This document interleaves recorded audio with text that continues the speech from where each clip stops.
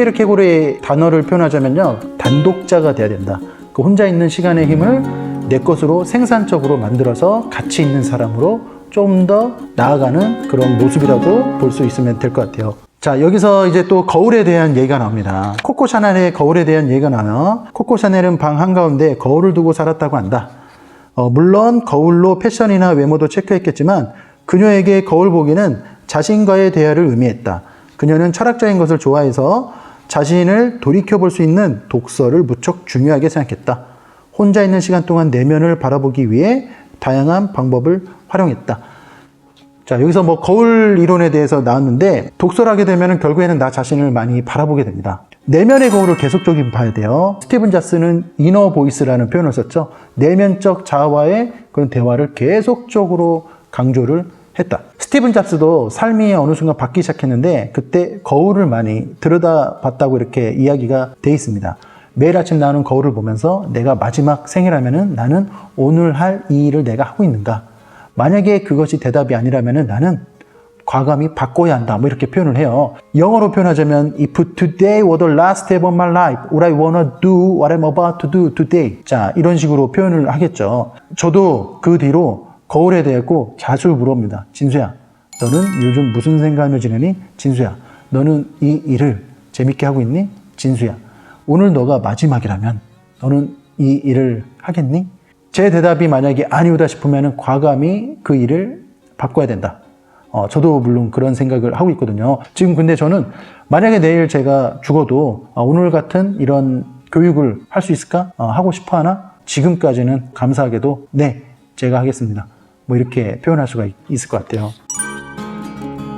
계속적으로 강조합니다. 독서에 대해서. 자, 이번에 독서에 대해서 한번 볼게요. 교양을 쌓고 자신의 가치를 정확히 파악하는데 절대 빠뜨릴 수 없는 것 중 하나가 바로 독서다. 혼자일 때 책 읽는 것은 당연한 일이라 생각하겠지만 볼거리, 즐길거리가 극단적으로 늘고 있는 현대사회에서 책 읽는 법을 익히지 못한 사람은 엄청나게 많다. 독서를 하는 사람과 하지 않는 사람은 10년, 20년 후 인간적인 매력에 있어 큰 차이가 난다. 저도 동의하는 바입니다. 제가 독서를 한 지 이제 9살이 됐어요. 정확히 32살 때부터 독서를 했거든요. 제 나이가 지금 현재 41, 그럼 32살 때부터 독서를 하기 시작했고, 그 내공은요, 아직 솔직히 10년도 안 됐는데, 저에게 이끌어준 독서는 그 이후로 제 삶을 엄청나게 변화시켜줬습니다. 개인 저서가 2권이 나왔고요. 독서교육 콘서트, 교사가 성장하면 수업도 성장한다. 다양한 공저, 선생님 마음의 온도를 비롯한 다양한 공저를 통해서 이렇게 글을 쓰는 사람까지 이렇게 됐죠. 저도 제가 이렇게 될 줄은 몰랐고요. 제가 바랬던 솔직히 뭐 꿈도 아니었고, 하지만 책을 어느 순간만 계속 읽다 보니까 쓰고 싶다 이런 생각이 들었고, 쓰고 싶다는 생각과 동시에 어떤 플랫폼을 활용할까? 블로그를 활용하자. 2016년도부터 글을 올리기 시작했고요. 그 글을 올리다 보니까 책을 쓰고 싶다 이런 마음이 갑자기 들더라고요. 그래서 책 쓰기에 대한 또 연구도 많이 하고 전문가를 찾아가서 어떻게 하면 써야 되는지 거기에 대해서 조언도 받고 이렇게 해서 진행을 했었죠. 그러다 보니까 이 독서란 것이 더욱더 강하게 다가왔어요. 내 삶을 바꿔줄 수 있겠다. 내 인생을 바꿔줬듯이 제가 가르치는 우리 친구들, 그 다음에 더 나가서 뭐 학부모님들, 그 다음에 인근 교사들, 더 나가서 우리 가족들, 많은 분들이 책을 제대로 만나면은 충분히 삶이 바뀔 수 있겠다 생각을 이렇게 들어왔고, 어떤 비전이 생겼죠. 어떤 비전이냐? 독서 동기부여가. 우리나라 성인 연평균 독서 100권이 되는, 그런데 1조를 해야 되겠다는 생각을 많이 했습니다. 그러기 위해서는 억지로 뭐 해서는 절대 안 되고요. 내적 동기가 충만하게 사람들에게 심어줘야 돼요.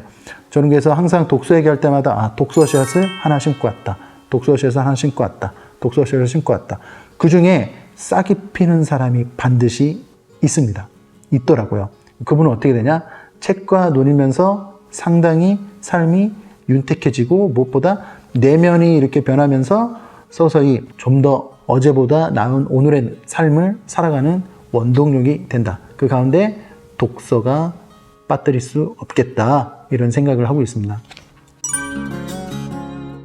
자, 이번에 아까 얘기한 자기력에 대해서 이렇게 언급된 곳이 나와요. 하지만 재능이 좀 부족하더라도 높은 자기력을 갖고 있다면 그것이 성장의 동력이 되어주기 때문에 결과적으로 성공할 가능성이 크다. 여기서 자기력이라는 표현을 썼습니다. 뭐 저는 그렇게 생각해요. 조금씩 차이가 있겠지만 자신감, 자기력, 자아효능감, 자존감 이런 것들은 다 일맥상통하는 그런 단어다 이렇게 생각을 하고 있어요. 나는 할 수 있어.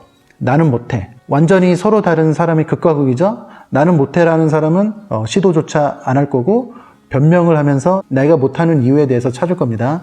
나는 할 수 있어. 그 내가 할 수 있는 1%의 가능성이라도 있으면은 그 1%의 가능성을 보고 계속적으로 오늘은 1%의 가능성이 있지만 내일 보니까 2%, 그 다음 보니까 3% 이렇게 하다 보면 어느 순간 역전이 돼서 99% 확신이 든다. 삶은요 그런 식으로 진행이 되더라고요. 어떤 강의를 들었는데 실패자와 성공자에 대해서 간단히 이렇게 나누는데 성공자는 대부분이 다 비슷하대요. 성공하는 이유가 독서를 하고 글을 쓰고 아침을 빨리 일어나서 미라클 모닝 하고 감사일기를 쓰고 습관을 내 것으로 만들고 하는데 실패자는 내가 실패한 이유에 대한 합리적인 이유를 대면서 내가 이것 때문에 실패할 수밖에 없었어 하면서 수많은 자기만의 이유가 있다는 거죠. 성공자는 비슷한 원인으로 성공을 하는데 실패자는 각자의 이유를 통해서 결국에는 실패하게 된다. 자기 합리화를 한다는 거죠. 자기력을 높였으면 좋겠어요.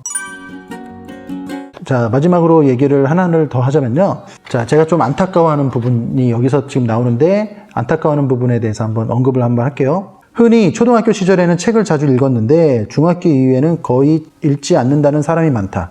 그 이유는 아이의 독서에서 어른의 독서로 넘어가는 장벽을 뛰어넘지 못했기 때문이다. 저도 물론 그렇게 생각합니다. 아이의 독서, 어른의 독서 여기에 대한 장벽이 있는데 제가 한번 곰곰이 생각해 봤어요. 일단은 초등학교 선생님들이 책을 많이 안 읽는 문제점이 일단 있고요.